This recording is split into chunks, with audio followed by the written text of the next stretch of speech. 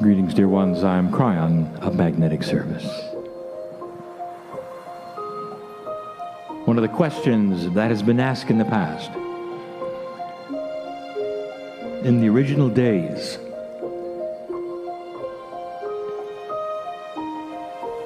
when my partner and I first connected, what was the reason you came? And if you have not heard this before, dear ones, it's important you know.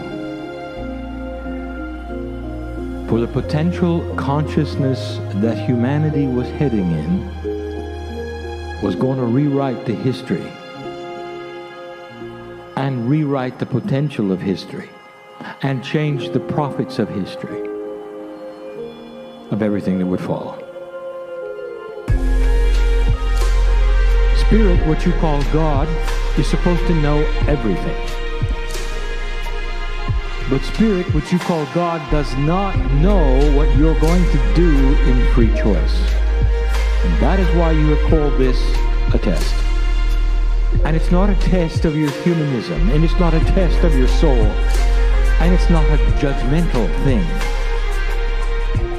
It's a test of the planet. And you are a part of that. Consider yourselves those in expression in white coats, performing the experiment with the consciousness that you come in with and the complexities that you develop over time. If left alone without the knowledge of who you are, what would happen on the planet? For you to go into 3D and stay there, where would it go? Where would the vibration of this earth go with humanity if you didn't know what I know? And so it's the test of the consciousness of earth, of you, and it's a fair one. And it's what you do. And I arrived because of what you did. And there were many like me. And I wouldn't have come otherwise. But the potentials of the change before you we have seen before. And in the last 24 years, all of the information given in love, never conflicting, were to alert you to what you're doing now. To help you to hold on to what you have. To give you hope that there was purpose and an answer to the puzzle. And that's why we're here. And that is why we remain here. For you start to plant the seeds, and as you watch them grow, again, the energy will start shifting. And these are metaphors as what is going to follow, about the true essence of God, as exemplified within the human being. The only way you can see God on earth is through humans. And you knew that. And so it is in your revelations as old souls and light workers that carry the visualization and activation of the perception of the divine. It's up to you. And so what follows, not very long, but profound, is yet another parable, and the first one given in the new energy after 2012. The parable is not that unique in the fact that the parable meanings are almost always the same,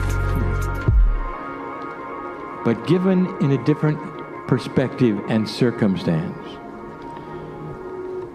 I want my partner to go slow, for we have a lot to say. And in the saying, there will be reflection. That is to say, you will see yourselves. This particular parable will not be sequestered to the ears in this room. but thousands will hear it and understand. And so we begin. The subject of all the Kryon parables often is a man, but not really. We refer to him as woe, but he is both male and female, for he is a woe man. And in this, we do not wish to genderize the human, but since you do automatically, we will call him a he.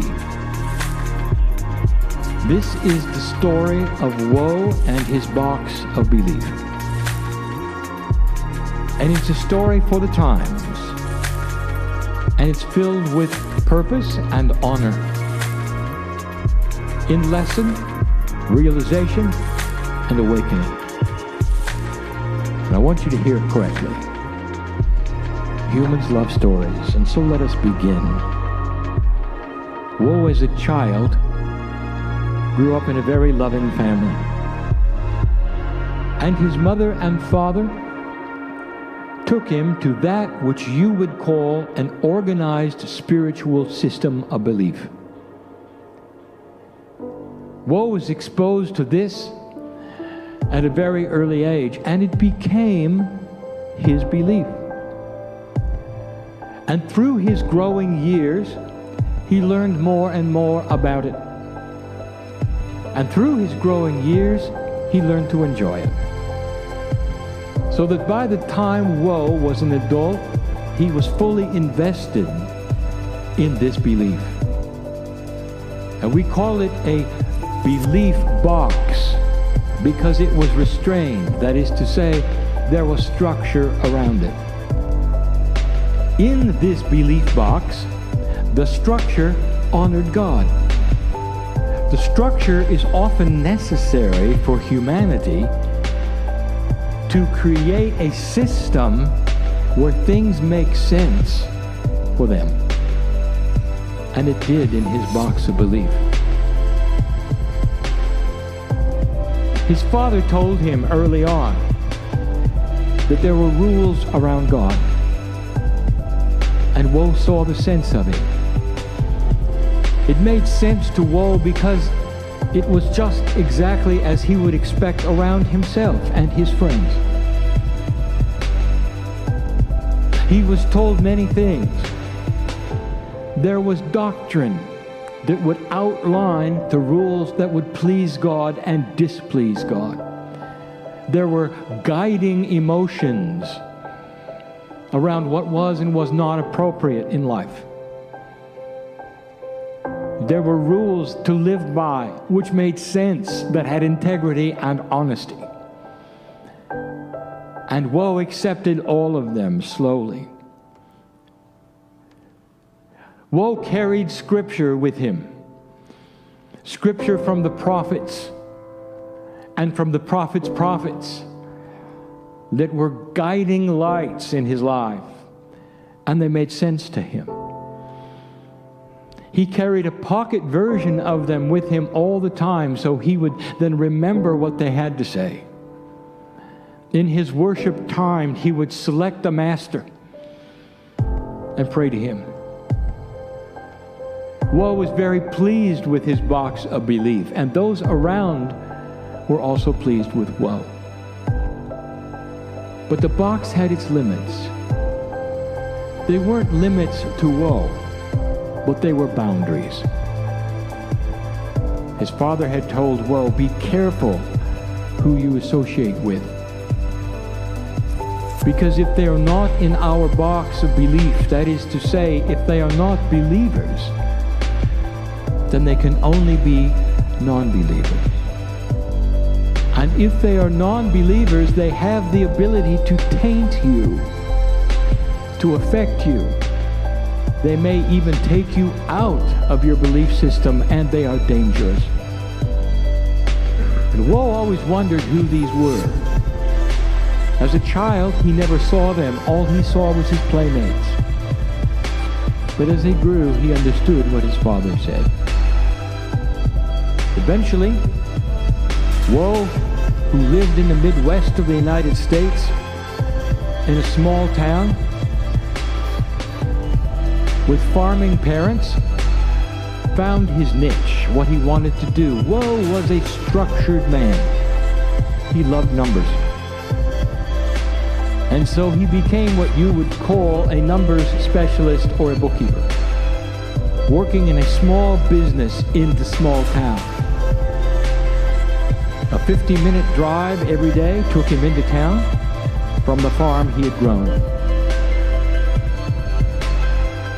And that's where Woe met the ones that his father had warned him about. The associates that he worked around in the small cubicle office, surrounded by many men and women. And he realized they were different. And he was cautious and he was careful. And he didn't understand why they would want to say the things they had to say and take the name of God in vain. He didn't understand the promiscuity that he saw. He didn't understand the dishonor for God that he saw in the personalities. He didn't understand the drinking that went on. He didn't understand the things that were so obvious not of God and not in his box. And he would retreat to those of like mind and sit and worship and sing the songs that were so beautiful about the glory of God. He was taught about evil, and he was taught about a concept called sin. He was taught that those who did not believe in his box would not make it to meet the very God that he loved. And it was reasonable thinking. For those who would violate the rules of society, they don't make it either. They go to prison. It made sense to Woe. All around him, the God that he worshiped, and he felt the love of God. One time in the building that he worshiped in, there was a miraculous healing. You couldn't deny it. Beautiful it was. Someone he had known for a very long time with a disease that crippled them got up and walked and never had a chair again. It was the crippled chair. Amazing. And the leaders of this worship organization pointed to that and said, this is proof that our box is the right one. For we have God in our box. And then the admonition started to Woe, do not look at any other boxes of belief, because they don't have what we have. Their form of worship is incorrect according to our doctrine. And they would refer to the verses in the scripture as proof that they had the right God. And the other boxes were misled. Some of them might even be evil. And this was his life.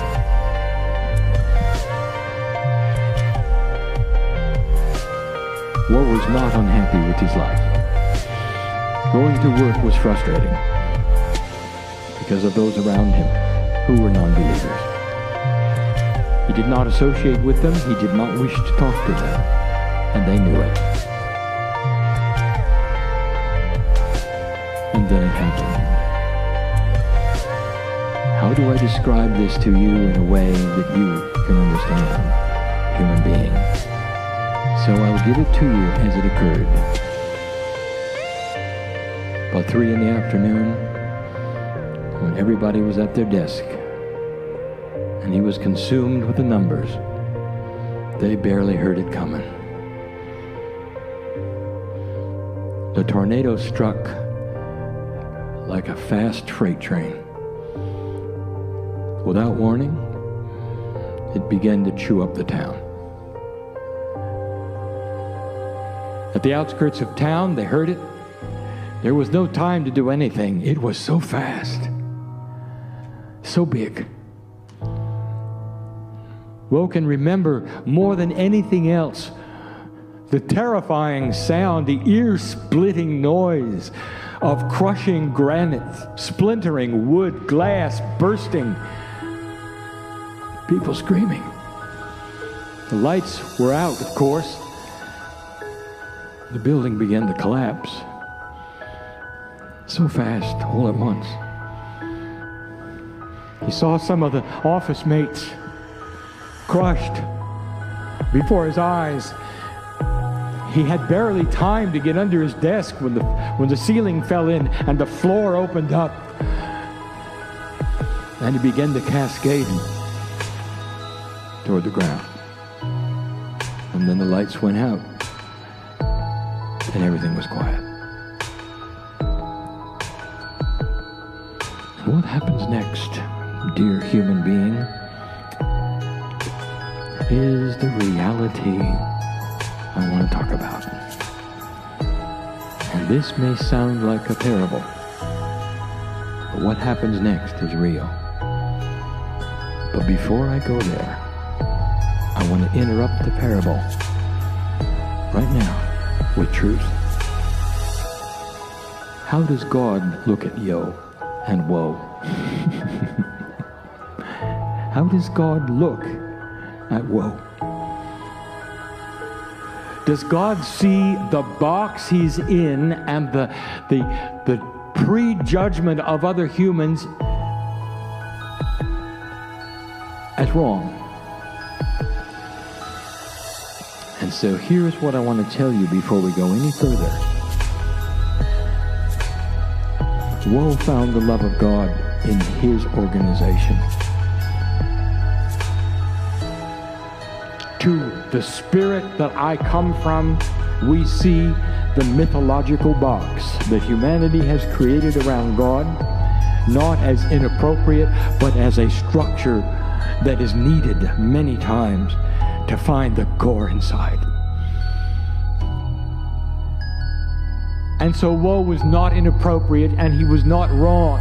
He learned the way he learned. Blessed is the human who finds God in any way where they turn inward and see the beauty that is there to see.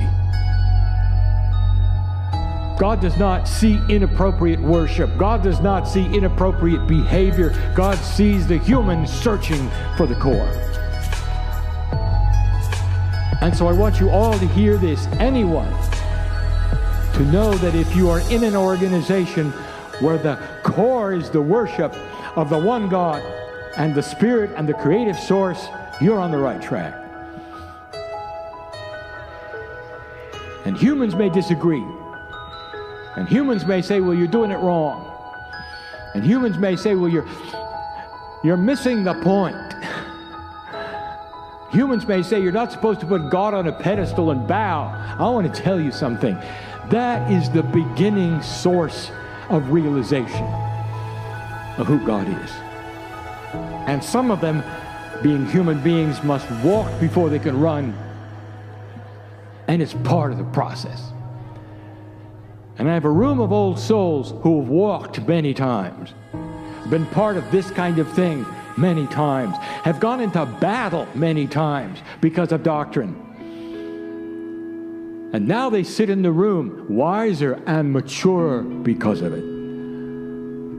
And now they don't need a structure or a box. So I want you to understand, before we go to the next step in this story, that there is no judgment ever of the search for God. Everything went black except for the music. Woe began to hear music. How do I describe this? It wasn't music. That requires ears. And woe had no ears at that moment, because where he was, he realized he wasn't alive, or wasn't alive as he knew he was alive. There was something odd going on. He was in a place, not a tunnel. It wasn't a cave. It was a path.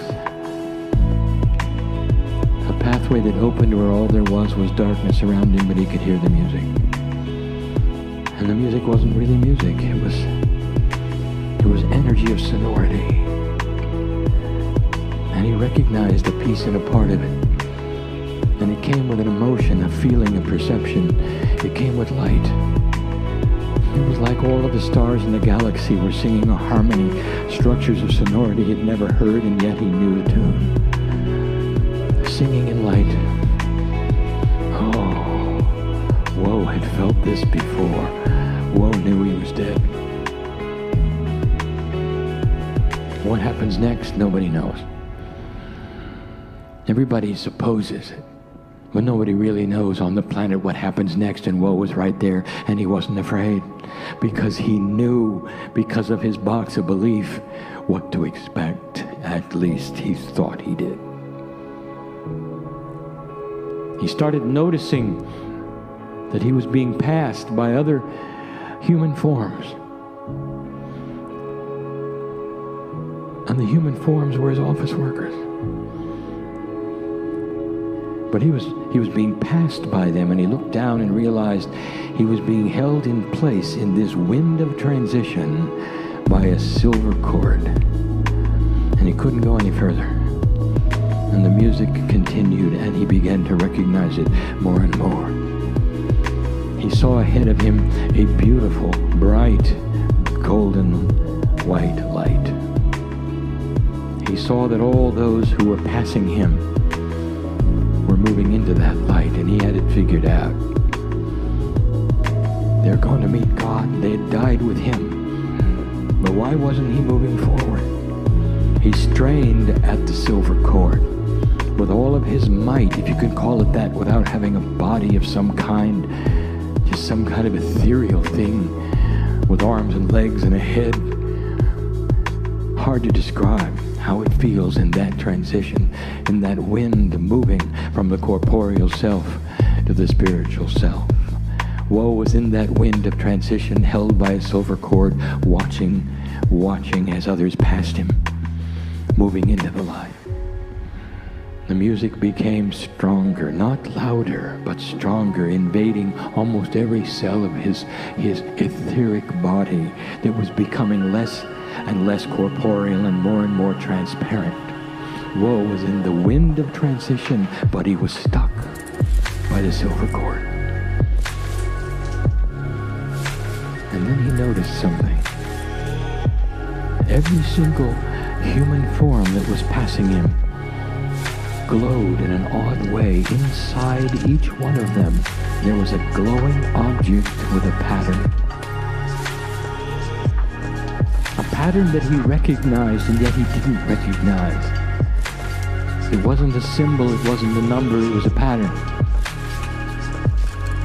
A beautiful light pattern inside every single one of them. And everyone had one.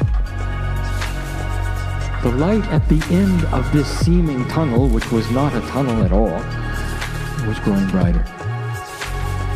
He was not getting any closer to it, but it was growing brighter. He could hear or feel or perceive the music now, and he knew what it was. It was the constant, continuous music of the love of God, a patterning at a soul level that sung the song of compassion, the song of home, the song of oneness that he knew so well. Where did this come from? How did he recognize it? And they continued to pass him. It seemed like hundreds had been killed in the tornado. They were all on the same path, going through this transition, and they all had the same glowing essence, with the same pattern. And as the bright light before him opened up, he saw it. It was the same essence with the same pattern. They were all pieces of the pattern. Woe was consumed with curiosity as a numbers man. At the same time, he was emotion of not knowing why he could not perceive. He strained at the silver cord.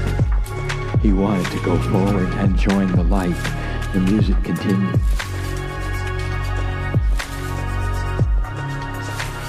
Every single one of them all those workers in his office all going to the light, to the same place.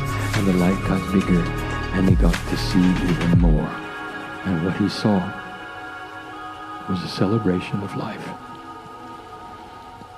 What he saw in that crack that he could see was a reunion. And there was joy. There was not judgment. There was joy. And it's not what he was taught. And it was beautiful. It didn't matter who it was. They were all collecting and moving past him, and he wanted so much to go forward, held by that tether, held by that tether. And he wondered, is this the way it's going to be? Is this some place where you're stuck between worlds? Why am I not moving forward or back? What is going on? But he wasn't frustrated because he was in the wind of love.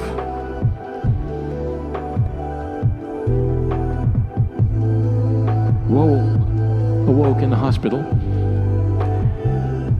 surrounded by his family, and realized what had happened. He had been in a coma. Now we stop the parable again to explain that Woe had just had what has been called by humanity as an NDE, a near-death experience. We rename that, by the way, NLE, near-life experience. No one comes back from an NDE and recovers. They come back changed. No human can go into the wind of transition, even temporarily, without being affected at the corporeal essence level. Something happens to them. It's difficult to explain, but when you're in the wind of transition, you're changed. And the longer you're in the wind, the more changes occur. The very essence of your awakened spirit expands. It's like every moment in the wind is like another lifetime of wisdom that you live and you live and you see. And Woe came back and opened his eyes, and the family stood around him, and he knew instantly he was alive, but that he had witnessed something extremely real. And he looked around, and he had a new gift. For every single corporeal family human member standing around the bed had a glowing essence with a pattern.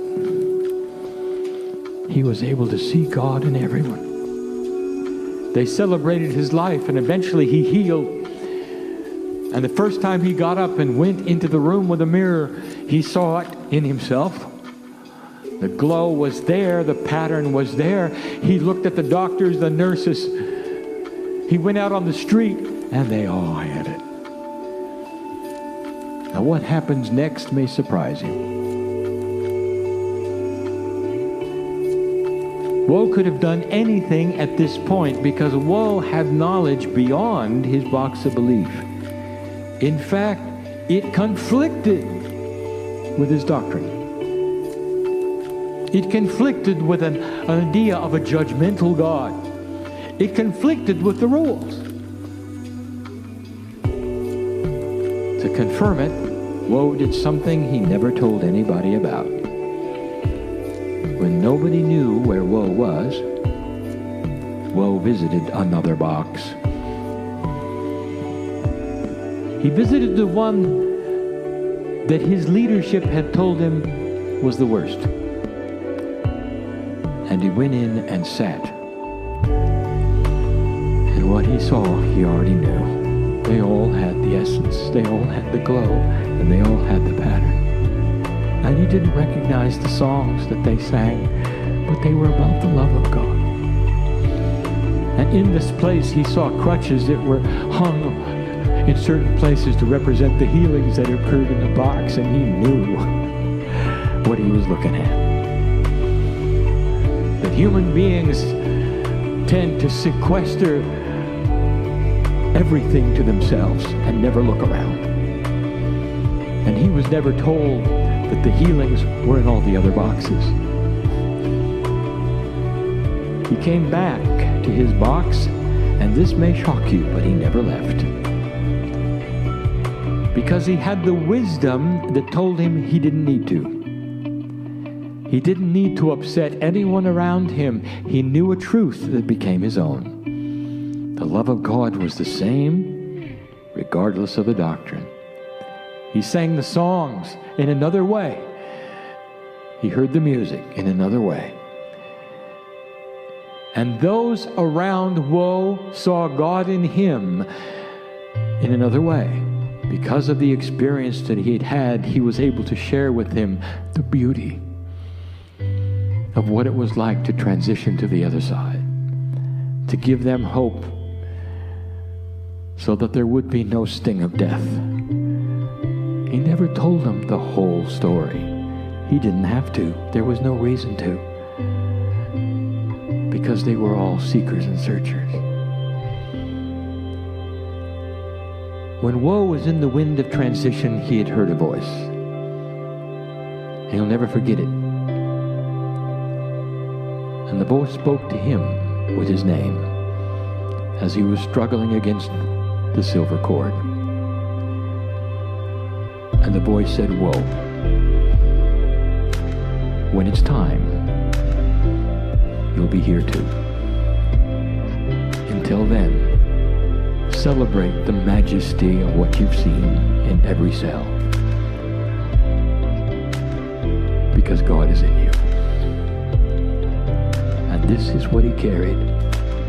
And there was no instruction from the light to go back and evangelize it. And there was no instruction about telling everybody they were wrong. And there was no instruction to change anything but himself. And he lived his life in that fashion. He never upset the apple cart for those around him. He only showed God in himself.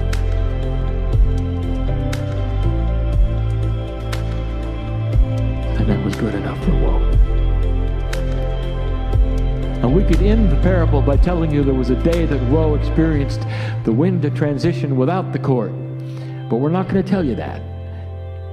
Because we want to leave woe with you, alive and working in a society like you have to work.